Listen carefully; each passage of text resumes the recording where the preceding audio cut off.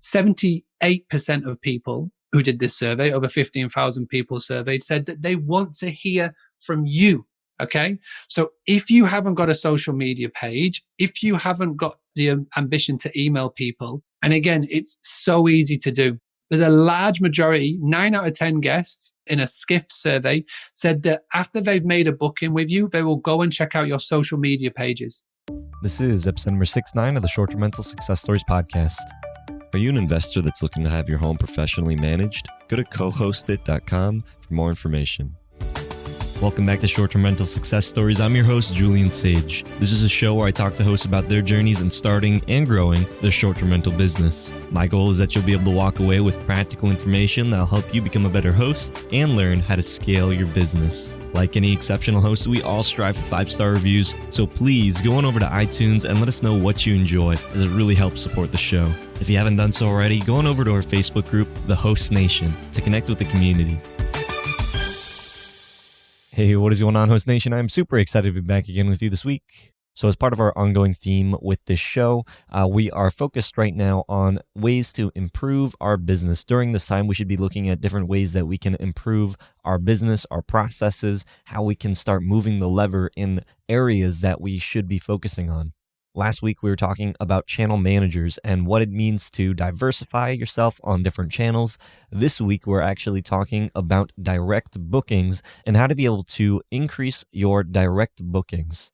For those of you that are new, one of the terms that gets thrown around quite a lot is the OTA, or online travel agency. OTAs include Airbnb, Vrbo, Booking.com, all of these different sites where you can list your property. And this is typically done either through just directly listing on the OTA or on that particular channel, or you use a channel manager like we were discussing with James Burrow in the last episode of Rentals United. In this episode, we're talking about direct bookings, which means you're not having people book through one of these OTAs, and instead they are booking on your website and you are collecting their payments, and it's up to your discretion and your business process to be able to handle those types of clients. I really enjoyed talking with our guest today because it really is a nice contrast between our last episode where we were talking about diversification through the OTAs, and in this episode, we're talking about diversification through direct bookings. It's also very uncanny timing because Airbnb just came out with their new Airbnb off-platform policy. And if you'd like to see our review, John and I's review on the off-platform policy where we break it down in detail, you can go to our YouTube channel where we are also making now exclusive content for YouTube. So if you'd like to be able to find exclusive content that is not available on either the Short-Term Rental Success Stories podcast or even our second podcast, Vacation Rental Machine, then definitely go to our YouTube channel. Just go to shorttermsage.com/YouTube and you can subscribe for that content, and you can see the new video that we just came out on the new Airbnb off-platform policy. There's a big push, especially right now in booking direct and trying to push that lever away from primarily being dependent on a single OTA like Airbnb, more towards being able to get more direct bookings. For a lot of the new people that have been coming into the space and hearing just all of the bad talk about Airbnb and everything that is happening in the space, it can put a sour taste in people's mouths, thinking that they shouldn't get into short-term rentals just because one of these platforms like Airbnb is having issues with publicity or with the way that they are managing their business. But Airbnb does not make up the whole short-term rental market. In this episode, we actually go into detail about a whole nother side, which is the vacation rental or cottage, chalet, B&Bs, these types of smaller, more mom and pop run businesses that haven't been using these platforms like Airbnb and have been solely driving traffic the majority of their time because of direct bookings. Today, I had the honor of speaking with Mark Simpson, founder of boostly.co.uk, the one-stop shop to helping you get direct bookings through website building and education. They offer a lot of different services on their website. In this episode, Mark shares the most important aspects of increasing direct bookings and how to drive more traffic to your business. We cover a lot of different things, all about helping you to be able to get more direct bookings in this episode. So if you're brand new to the booking direct concept and how you can try to implement that into your business, you're going to be able to find a lot of golden nuggets in this episode. Of course, if you like my show notes for this episode, go to shorttermsage.com/STR69, or if you'd like my show notes sent directly to your inbox every week, then go to shorttermsage.com/show notes. With all that being said, on to this week's conversation. Hey, welcome back, Host Nation, to another episode of Short-Term Mental Success Stories. In this episode, I have the special honor of speaking with my good friend, Mark Simpson. Mark, would you please introduce yourself to the Host Nation and let them know who you are and what inspired you to get into short-term rentals? Hey, buddy. Yeah, thanks for having me. I'm really excited. I've been tuning in to previous episodes, so I'm excited to get the chance to chat on here. So, yeah, my name is Mark Simpson, and well, I'm speaking to you from the UK, England in particular, right here in Scarborough. It's a tiny town, coastal town, in the northeast of England, and I'm speaking to you from the Granary Farmstead, which is my family business. It's a sixth generation farm. 200 acres, and I grew up here. So I'm 36, grown up here, did a bit of traveling, came over to America, moved back up here to the farm in 2012 with my wife and my boy Alfie. It was 2 at the time. He's now 7, and we helped my parents get online. So my background, I did soccer coaching, but I also, while I was traveling, fell into a sales and marketing role.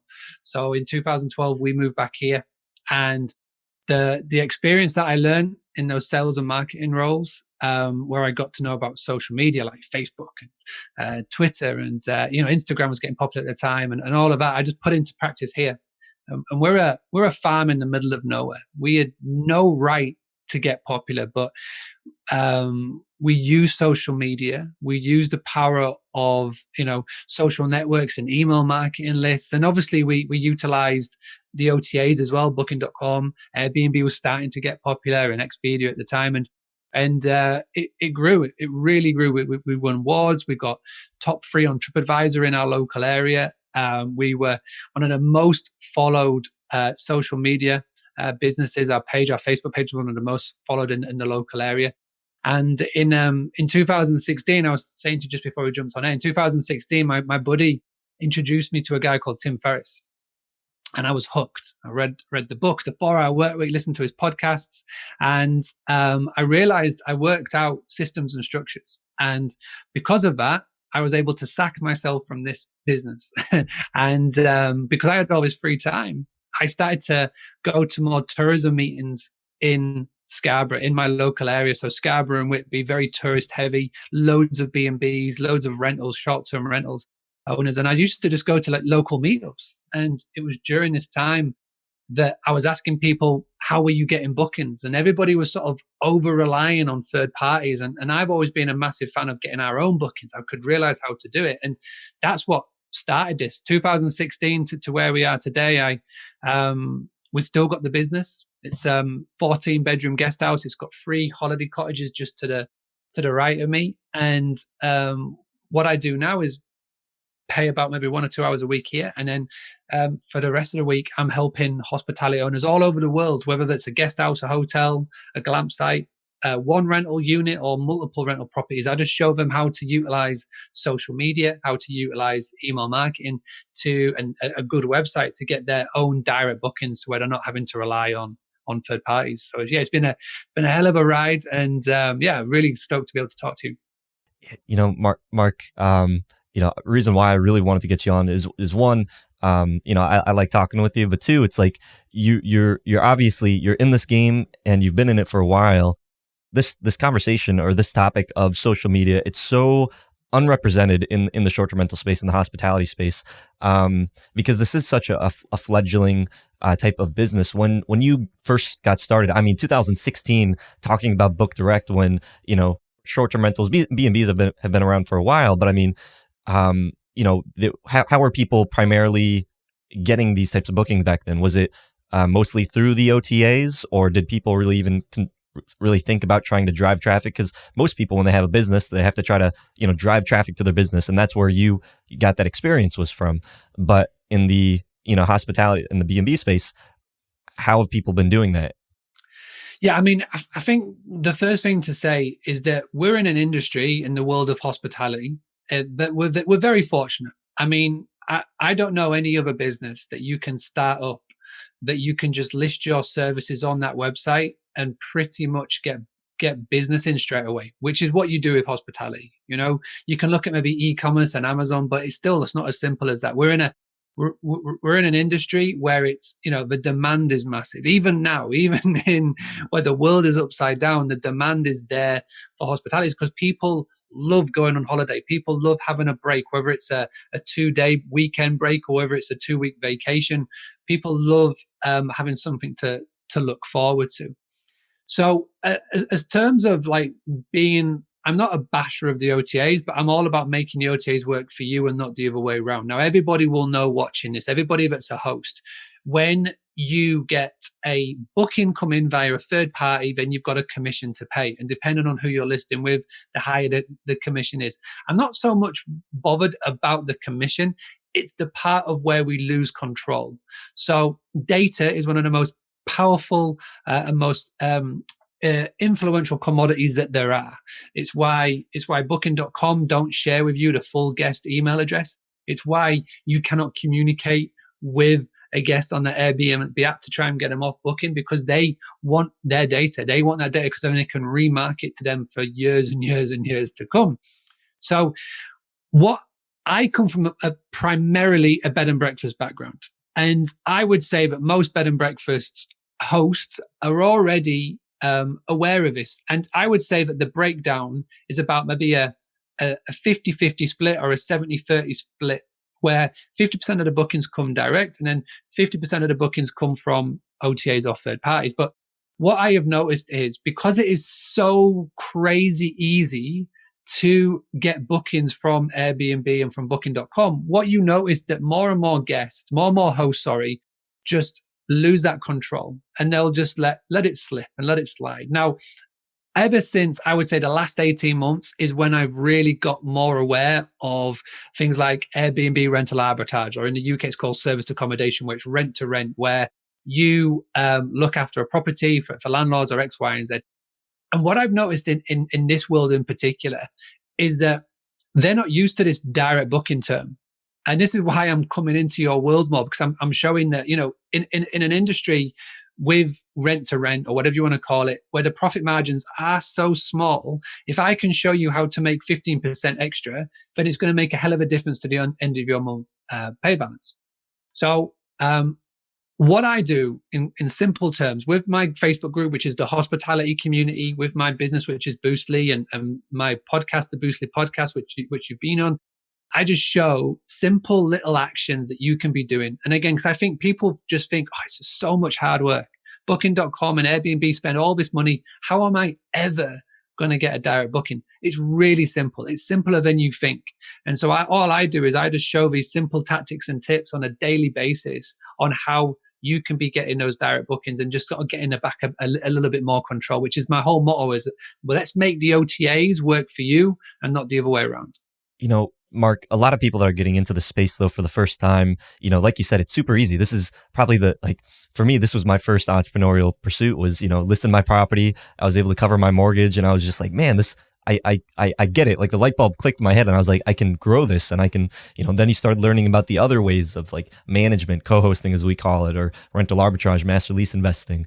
So it was like, from there, just listing a property to where it's like now, we have a management business and we're growing and all of these different things. Everybody starts off that same way, but you don't realize, like now me, having, teaching people, coaching people, the podcast, I've had to learn like all of this social media stuff, but it doesn't come naturally. And honestly, quite honestly, it can be very challenging and intimidating for most people, especially when you're talking about, someone that's just listing a property and now they're a business owner. Do you think that that's enough, that the energy that people are putting into trying to drive traffic to their listings is worth it? Or is it more of a time suck? Because if we're able to build a business off of these OTAs, is the time and energy that you're going to try to spend in learning social media marketing or ads and all these different things, is it really worth it in the end? Well, I've always been a big fan, and I've been saying this for many, many years, for the last, at least for 4 years now, since 2016, is that you can't build your house on someone else's land. And I think that I've maybe bored people by saying that, but it's come to prevalence this year with COVID, with this whole shenanigans that have gone on. And the reason why you can't build your house on someone else's land, and again, I think this is why my name and my brand is starting to get more awareness in America is that America has always been very sweetheart towards Airbnb. You know, it's an American company started in San Francisco, and I think loads of people have taken to it. The problem is that I know people that have maybe a 95% reliance on Airbnb for their reservations. And the problem is when you rely on another company for your bookings, is that literally like that, you can lose it. They can cancel your account, which I've seen happen. They can change the rules. They can put the commission up. I mean, for years they've been doing it where it's like 3 or 4%, and then the guest pays a service fee. They were testing. They were actively testing, scrapping the guest fee and just putting a flat rate of 14% commission when they were really trying to compete against Booking.com and Expedia. Whether that transpires to anything else, we don't know. But anyway, they can do that. They can do what they want. Now, in March of this year, when lockdown around the world started to happen in not just Asia and China, but all over the world, literally people in America woke up to a notification on their phone. And the notification was Airbnb pushed it out to everybody with a booking saying you can cancel for free. Doesn't matter what the policy is, doesn't matter what the cancellation policy is, you can cancel for free.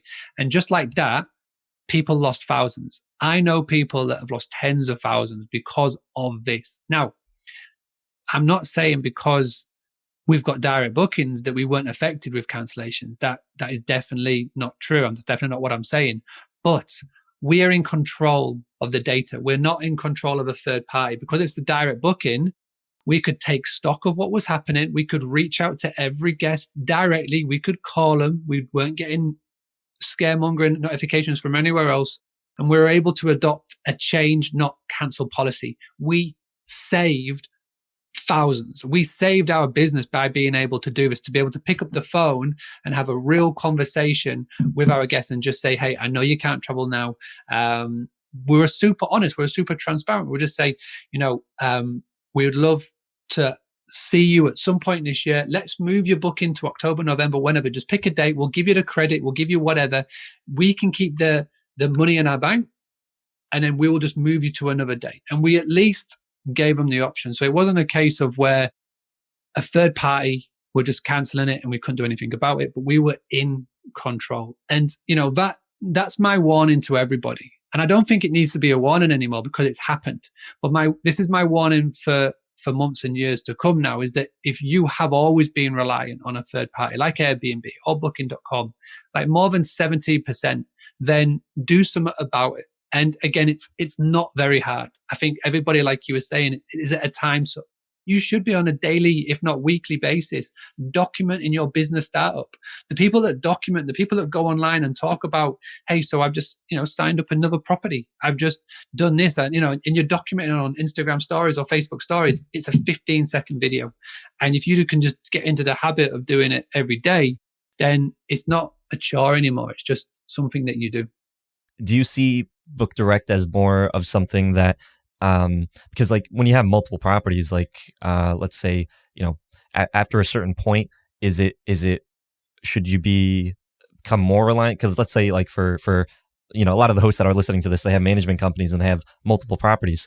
Trying to drive traffic to every single one of their properties, could be challenging if it's different markets, different places. Do you recommend Book Direct for more of a smaller, like a particular individual property, or for multiple properties?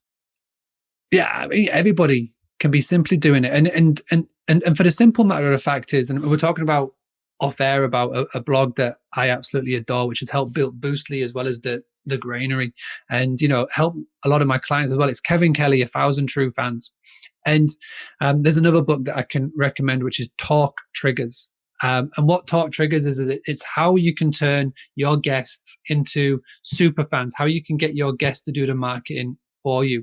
And I think what we need to start doing is, particularly people in the property world, you've got to realize is that as soon as you open your doors to have members of the public come in, you're no longer property developers or property managers. You are in the world of hospitality. And you can really, really take a cue from the big guys. Even look at the world of hotels with Hilton and those DoubleTree cookies, and things like that. The little things that they do to drive and build super fans. And again, it doesn't matter whether you've got one. I mean, if you've got one property, you're in a massive advantageous position than somebody who's got 100 properties, because you can pretty much get to know every single one of your guests. You can know what they like, why they booked with you, why do they keep on coming back with you. And if you can build that, find out your customer avatar, go, right, so we've got this down to a T. Now let's open another one. And this one we're going to build and do everything the same thing. And if you can match it and double it and grow it and batch it and double and grow it, and obviously as you grow your business and you get more properties and get more units, you're going to have the very fortunate position of being able to hire team members. So then you hire a team member, somebody who does the social, and again, they can start to take that from you, and they can start to be the sole person who does that for the business. And again, can travel to the different properties, communicate with the guests, and again, turn them into super fans. Because you'll get to a point where if you've got 100 units and say that you've got, let's just say, 100 guests coming through your properties every year, and you've got 100 units, and that is a lot of people. And if you can just turn 20 or 30% of them into super fans, somebody who's going to rave about you online, talk about you, share their pictures on Instagram, then this is what we're talking about. It's about spreading that book direct message. And then there's some key things that everybody needs to do. Number one, you've got to have a good website. Don't just think that you can throw up a Wix website over a weekend, or a Squarespace website, or your brother's best friend's auntie's uncle, next door neighbor's friend can do you a website. That's not the case. Get a good website, one that is built for mobile phones, one that is linked to a good PMS, property management software. If you don't know what PMS is and you haven't got one, just go to boostly.co.uk/PMS. I interviewed over 100 hosts from around the world on who they use, pros and cons of everybody. There's a full list, and you can go and find one that's suitable for your business. Get one of them, so you've got an actual place where people can go to. Because you would be amazed, those of you that have got a couple of seasons under your belt, you'll be amazed at how many people go onto Google and Google your brand name. Doesn't matter if you've got one property or 100 properties. You'll be amazed how many people will go and Google you, because it's word of mouth recommendation, which is what hospitality is all about. And those people that are Googling your brand name, then they're looking to find you. The problem is that you haven't got a good website. You're not taking care of a Google business listing. You don't have a social media presence. So what people are naturally doing is, when they can't find you, guess what pops up? Your booking.com listing, because booking.com are bidding on your brand name. So they end up going to there. So that means more people are relying on these guys. So this is what makes the business owner go, it's no point. They're literally 95% of my bookings are coming in. There's no point me starting. But if you can turn 95% reliance on the OTAs into 85% in just space of 6 months, then imagine going from 85 to 75 in a year, or 75 to 50%. Then you've got a nice 50-50 balance there. So then you've got 50% of your income is coming in a direct booking, no commission to pay. You could literally save thousands a year from just doing these small little steps now.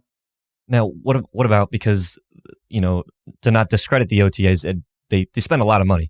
They spend a lot of money to be able to promote your listings for you. They're basically paying to get you out there. But you were saying before, is it the control of being able to, collect that data? A person comes into your place, you want to be able to, reach out to them again.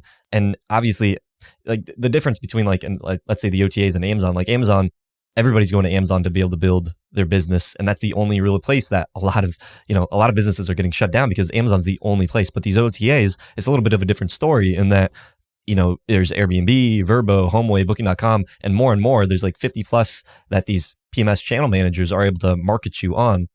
Do you think that there really should be 50% of all of that money that they're spending to promote your listing be cut so that you can focus on the book direct? Or should there always be a portion where, these OTAs are promoting your listing and you're able to, recapture those same people? Or are you saying to take away completely from the OTAs and try to grow using organic means like Google and Facebook?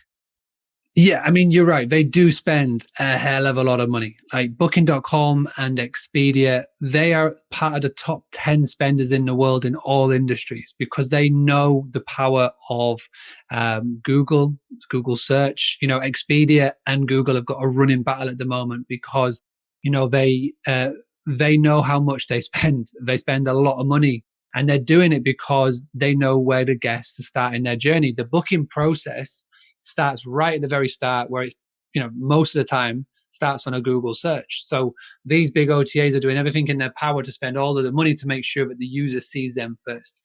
So there's tons of things that you can do. And I think, like I say from the very start, I'm not saying you should leave and cut off your ties to all of these and just solely rely on third parties to bring in your bookings. But it's all about making them work for you and not the other way around. So what do I mean by that? You got to realize that these guys spend a hell of a lot of money on Google Ads. So what you've got to do is that you've got to make sure that you are fighting fire with fire. One of the main things that they do is that they bid on your brand name. So when you sign up to booking.com or any of these channels, in the T's and C's that nobody reads, is you are basically signing off that they can bid on your brand name in Google and Bing and all these other channels. So you've got to fight fire with fire by setting up a Google ad bidding on your brand name. Like I said, you'd be massively surprised at how many people are actually searching for your business on the internet. But when they do, they can't see you. Now, you would think if somebody types in my business name, so that, the granary, for example, or your property business, then you should be the one that comes up at the top of Google. But it's not, because booking.com are bidding on your brand name. Now, I will caveat that if you're going to go away after listening or watching this podcast and try doing it right now, then Booking.com and Expedia are doing no advertising at the present moment in time. They are saving their war chest for when lockdown starts to lower a little bit more. But any normal times, you'll be able to see that they're bidding on it. So that's the first thing. It's called bid on brand. And the beauty of a bid on brand, Google Ads, is that it is pennies on the click compared to pounds, because you are bidding on a keyword that is very, very, very, very niche. So it's not generic like hotels in New York, very expensive. It's a very, very niche keyword, so Google doesn't charge you a lot for it. But also as well, you can, even if a guest books with you via an OTA, you can still convert that to a direct booking. And it's a super simple method on what you can do. And it's something that so many people don't do, but it's a really easy way. And this is a really cool tactic that I want to share with everybody watching, because I think that I've taught so many people in the UK and Europe how to do this. I really want a lot of the people in America, Canada, South America to start really listening to this. When somebody books with you, you have got the ability to dictate your check-in time. Now, what we normally do is we go a clean blanket slate everywhere. So if our check-in time is 3 p.m., we also mimic that on all of the OTAs that we book on as well.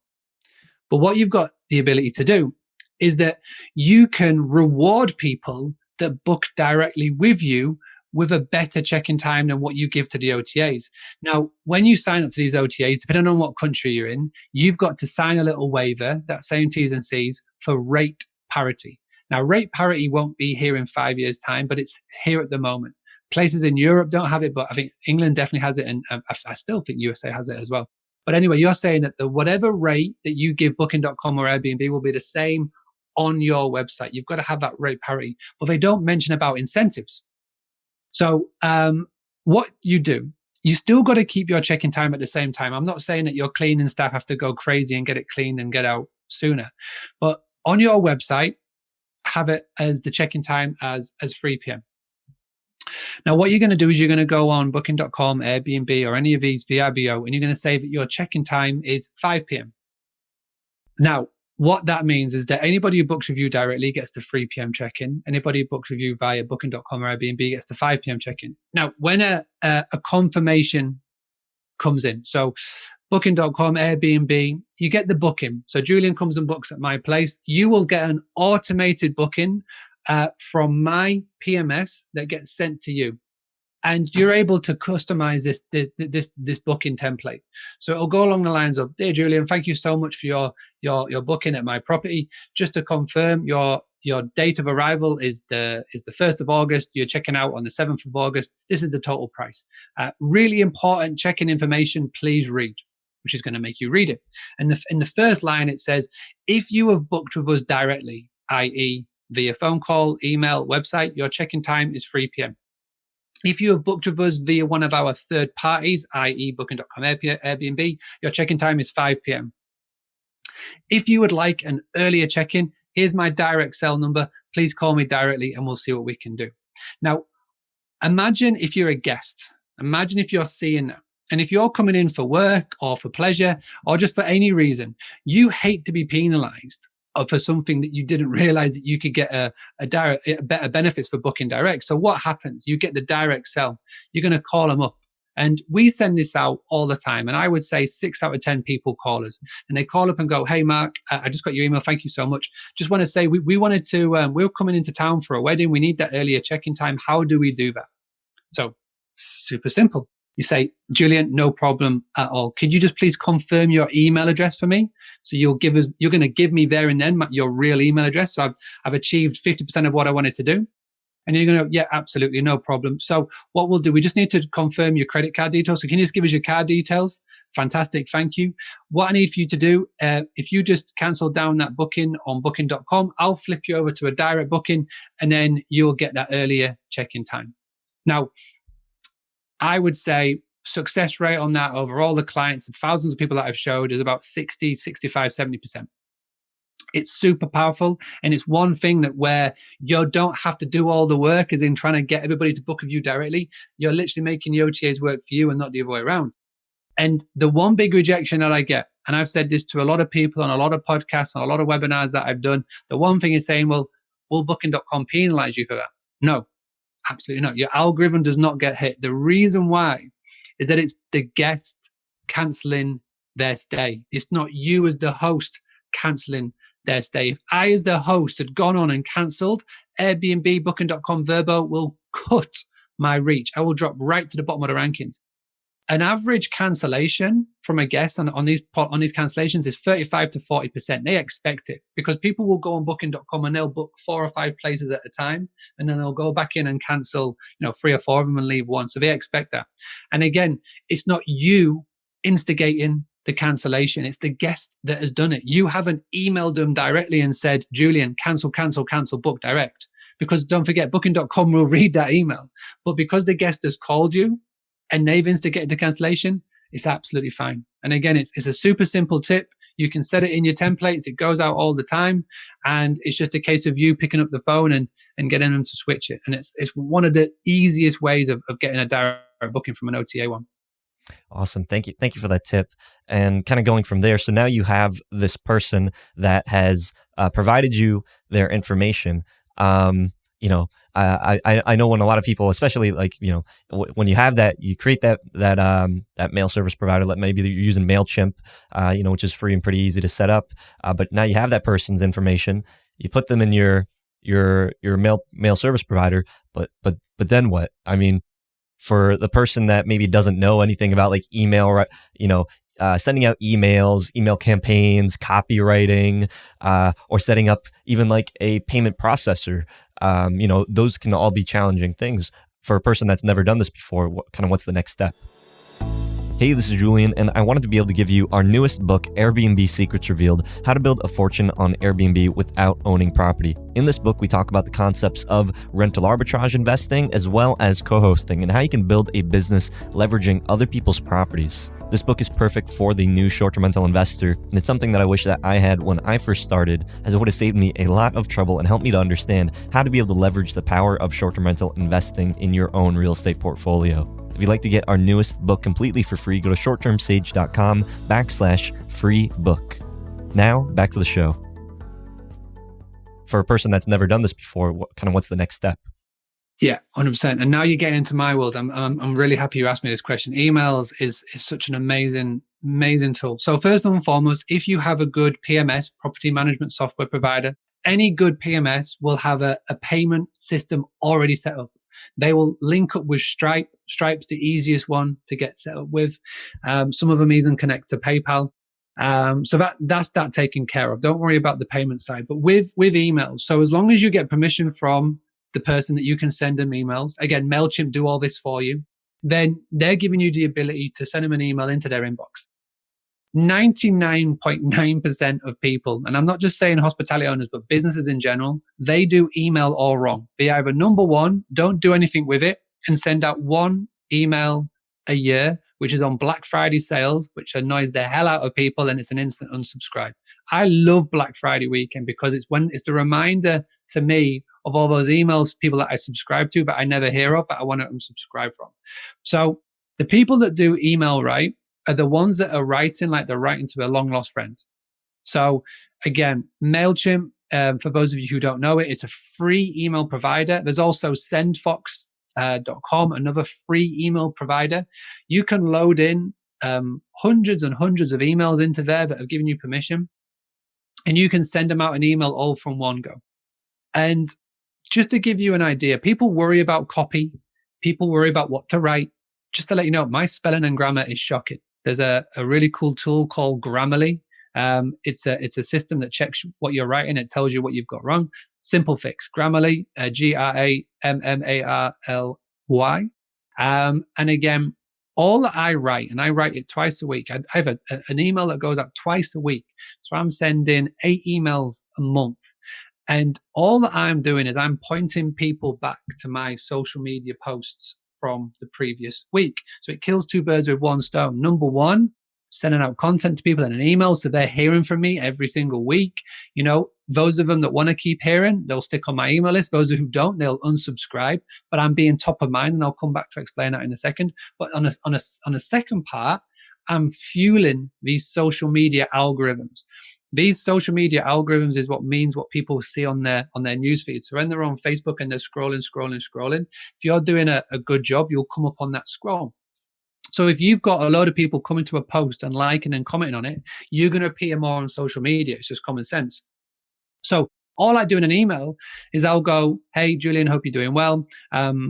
Just to let you know, this is what we've been doing over here over the course of the last week. If you've got multiple properties, you can just say, so this week we've had an amazing family staying from da da da da. They really enjoyed going to the da da da da, you know, and it's this festival, this event, this whatever is going to be coming back in the autumn. Hopefully you can come to see it.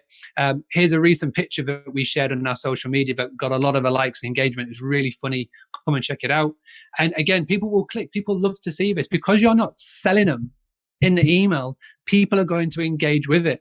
The problem with emails, why people think emails is spammy, is that you can instantly go to your inbox right now and you will get a spammy email. Either it's somebody who's saying, hey, I'll get you number one on Google, or it's a banner catalog crappy thing trying to sell you X, Y, and Z. It's just people get put off of it. But the reason why email is the most powerful form of marketing is that number one, it's free. And number two, you get the ability to talk to somebody on a one-on-one basis with no distraction. There's no interference from anywhere else. When you're looking at a Facebook post, there's always interference coming in. So it's look at my banner, look at my ad, look at all these notifications. When you're on YouTube, for example, again, it's check out this video.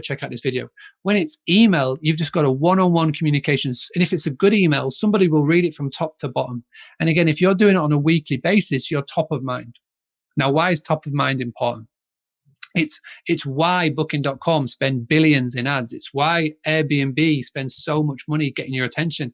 It's why when you're in your car and you're driving down the highway, you see all these billboard ads and you hear these radio ads, because what these companies are doing is they're always being top of mind. So when you walk into the supermarket, when you walk into the Costco and you're presented with thousands of options. I know what you like in America. I lived in America for a long time. There's options upon options upon options just for a detergent.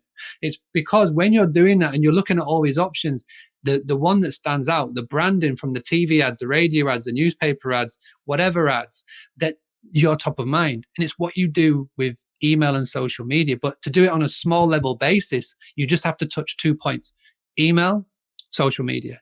And once a week, once a month, whatever you want to do, that's absolutely fine. And again, so that's how you go from um, switch into this mindset of not having always to sell, just be sociable. Just tell everybody what you're doing, keep in touch with them, and drive people back to your social media, and just keep that top of mind. And what you will find is that you will get a core group of people, driving it all back to Kevin Kelly, Thousand True Fans. You'll get a core group of people that will keep coming back to you time and time again. They will be your super fans. They will be the ones that when they're in a Facebook group or when they're on Facebook or Twitter and someone goes, hey, I'm going to X, where should I stay? Then instead of them going, oh, go check out booking.com, go check out Google, go check out Hilton or whatever, they'll go, oh, I remember I stayed at this really cool little rental. The owners are fantastic. I chatted to him on social media. Here's his details, here's their details. Give them a call. And that is how you make it work to your advantage. That is how you make your super fans out of the guests that will come to stay with you. And it's literally less than 30 to 60 minutes a day. And if you can't put aside 30 to 60 minutes a day to build your own business, then why you even got a business?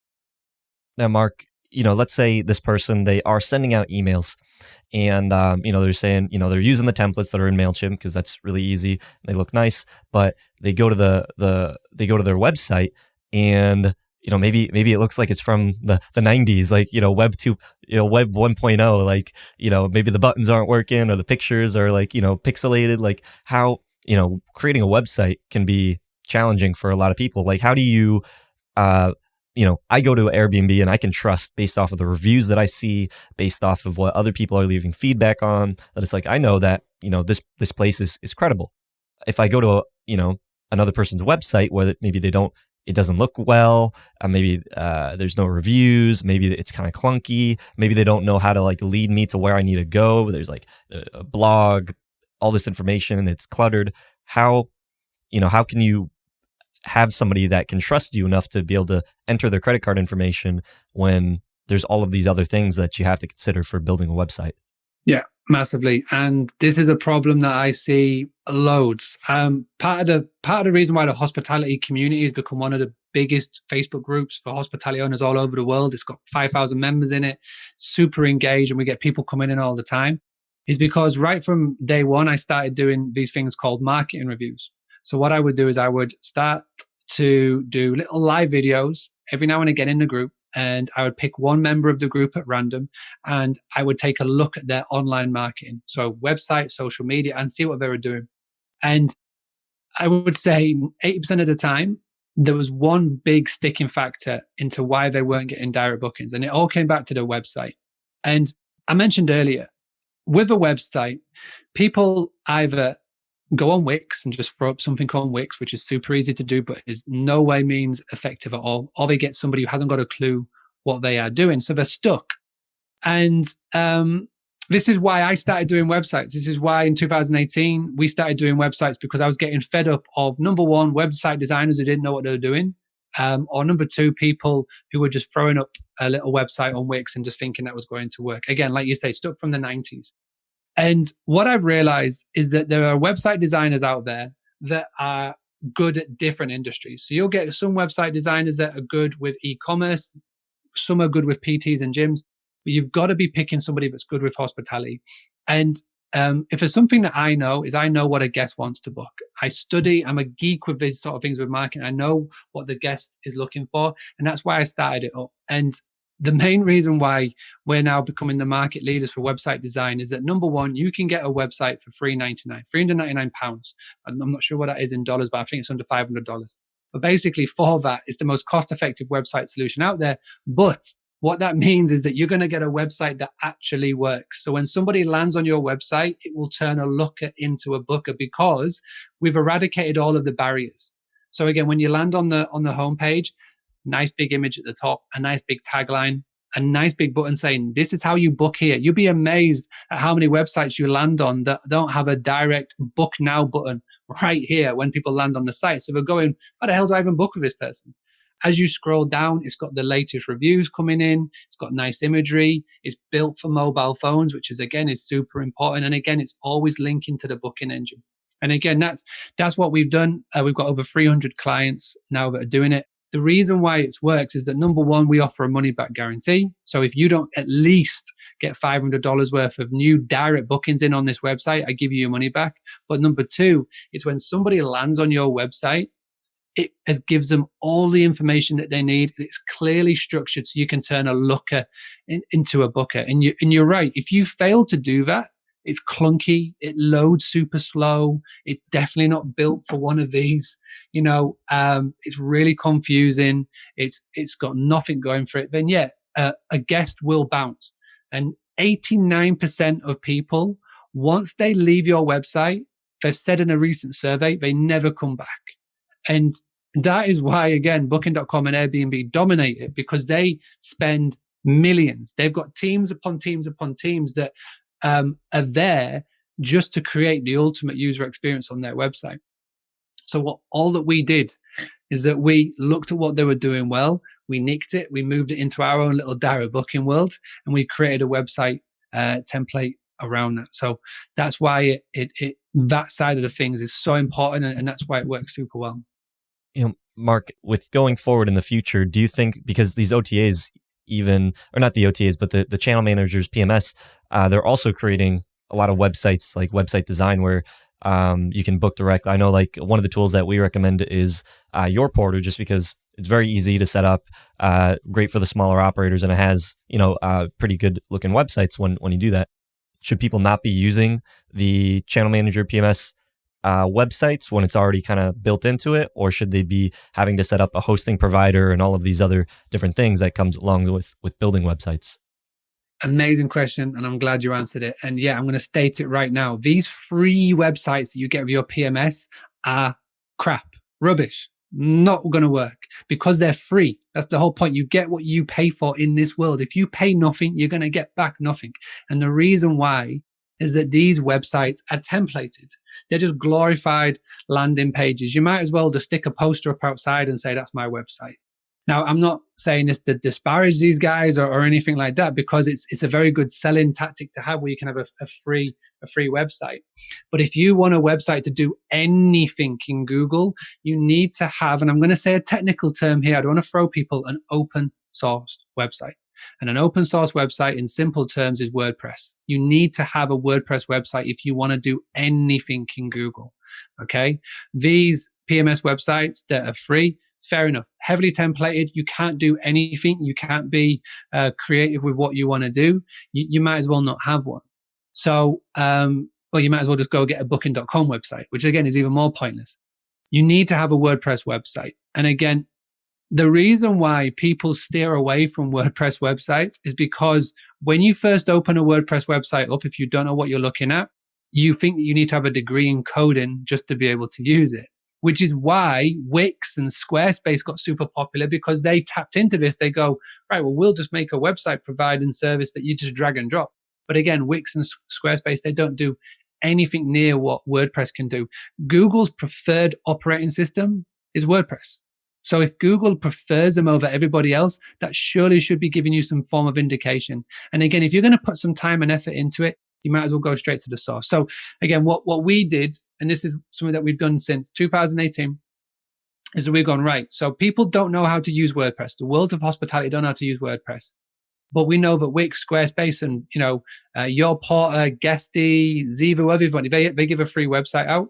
They don't work. So what we did is we basically created it where we make a WordPress website as simple to use, drag and drop, as Wix and Squarespace and the rest of them. And that is simply what we did. So Google loves it. You've got all the tools, but all the structure is in place. So 90% of the work's been done for you. All the structure's there.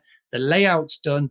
All you have to do for that $3.99 is add in your pictures and add in the text. I mean, you work with a lot of people for trying to help them book direct. What, and recently with everything that's happening, this is going to be coming out, kind of, during COVID-19, we're seeing a resurgence. So right now, we're hearing a lot more cases coming back, and definitely increasing. What have you seen with the transition of hosts in the kind of more book direct movement? Have people been seeing a lot of success? Or, for someone that maybe doesn't have any experience trying to, use social media, creating websites, driving traffic, all of these different things, Have you seen a lot of success in the space, or is there a lot of wasted energy? So there's a really cool travel company and travel podcast called The Fuel Travel. They're based over in Myrtle Beach, and they speak to mostly hotel and resorts. But I love their podcast because it really delves into the nitty gritty of their marketing. Now, what they've been doing since the start of COVID is they've been running surveys with travelers. They've got access to over 15,000 database of guests and travelers, and they've been running these sentiment surveys every couple of weeks throughout COVID. And there's a couple of big messages for like the TLDR version of it. There's a couple of really big messages that are coming out of all these surveys. Number one, there are two big worries of your guest, your next guest arriving in your property. Number one is safety. Number two is cancellations. So number one, when they arrive in your rental, when they arrive in your hotel, when they arrive in your hospitality business, are they safe? Number two, what happens, just like what now is happening in the States, just like what happened in Victoria State in Australia, just like what is now happening in Leicester in England. And we're recording this on the 1st of July. Leicester, UK is meant to reopen for hospitality on the 4th. Leicester next week can't open because there's a spike and there's a local lockdown. So this is going to happen a lot over the next 6 months of 2020.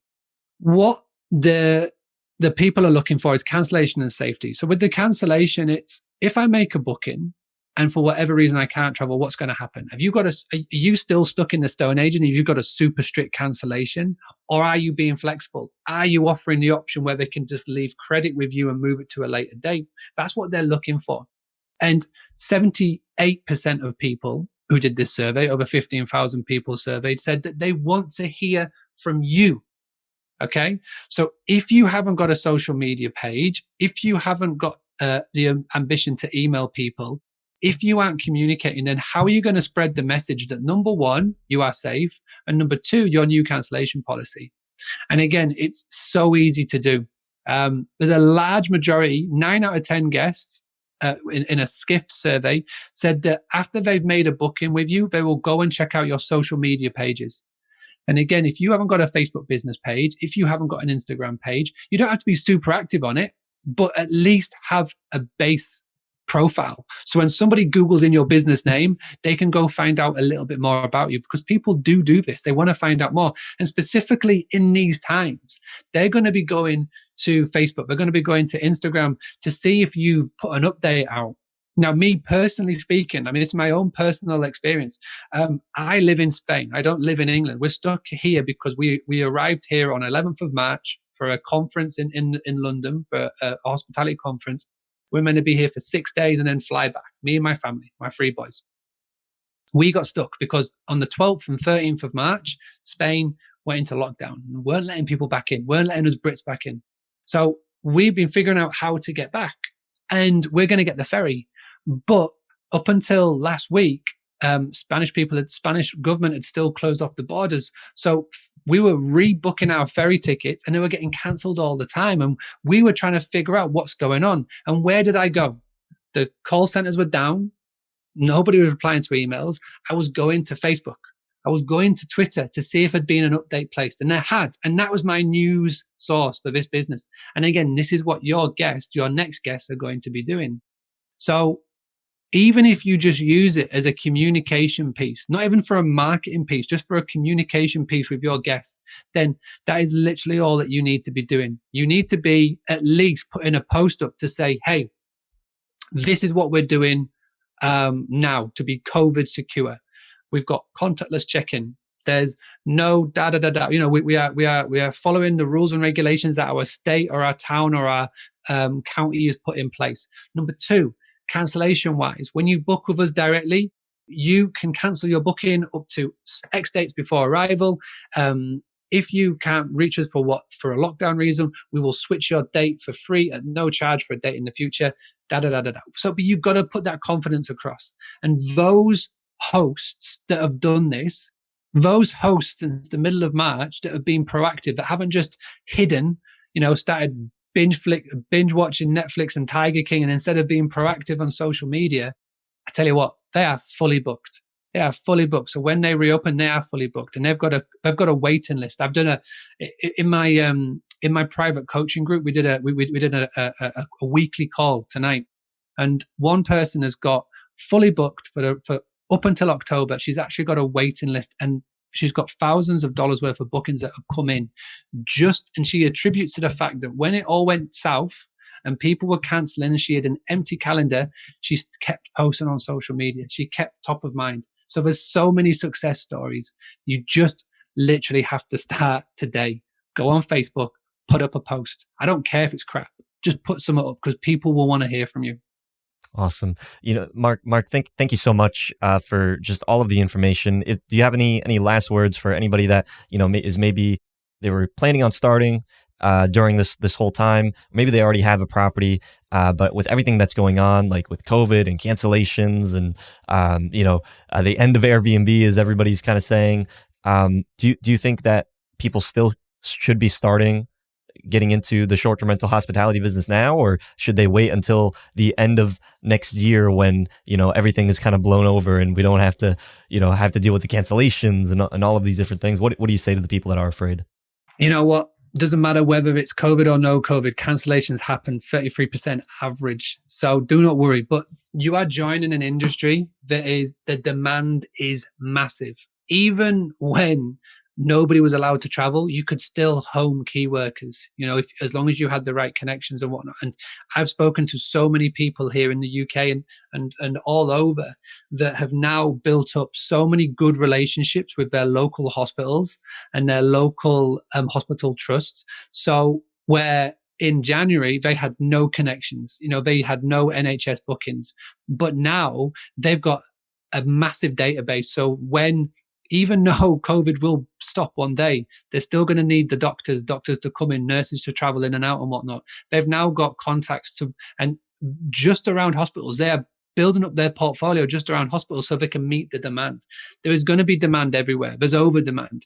For self-catering units, there is a increased demand. You might as well have Zoom stocks right now, because there's an increased demand for self-catering units, because the people that were going on cruises, the people that were staying in big hotels, they are not doing that right now because of so many reasons that we don't even need to go into. But they still want to get away. It comes to the thing that I said right at the very start of this interview.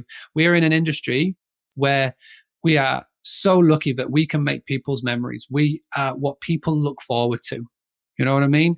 It's people don't look forward to buying that mug on Amazon, but they look forward to their trip or their vacation, whether it's a weekend away, 5 days away, coming to see family in town, a friend in town, or coming for business or whatever. They look forward to it. So if you're thinking of doing it, or you've just started and you're on the edge of maybe stopping, keep on going. Trust me, you will not regret it. As long as, and I stress this, make sure that you don't build your house on someone else's land. Don't just over rely on Airbnb. Don't just over rely on one. Get a good website. It's super simple to do. Get a PMS. It's free, or a very small cost a month. Get multi-channel. So that means you can sign up channel manager to sign up to all of them and start posting on social media, little things every day, and, start to build up your super fans. Awesome. Thank you so much, Mark, for taking the time. And of course, lots of resources that we'll be including in the show notes page, of course, below this video and in the podcast. But thank you, Mark, for taking the time, and very looking forward to seeing how everybody is going to be shifting over. I could see moving forward in the future, I believe that a lot more hosts are going to be more conscious of the book direct and trying to integrate that as part of a business. But again, thank you so much. And until next time, keep on hosting. Perfect, buddy. Thank you. Hope you hosts benefited from the show. If you found value, please go on over to iTunes, leave us a review, and let us know what you enjoy about the show. If you'd like to talk to hosts that have been featured in these episodes as well as the community, go on over to our Facebook group, The Host Nation.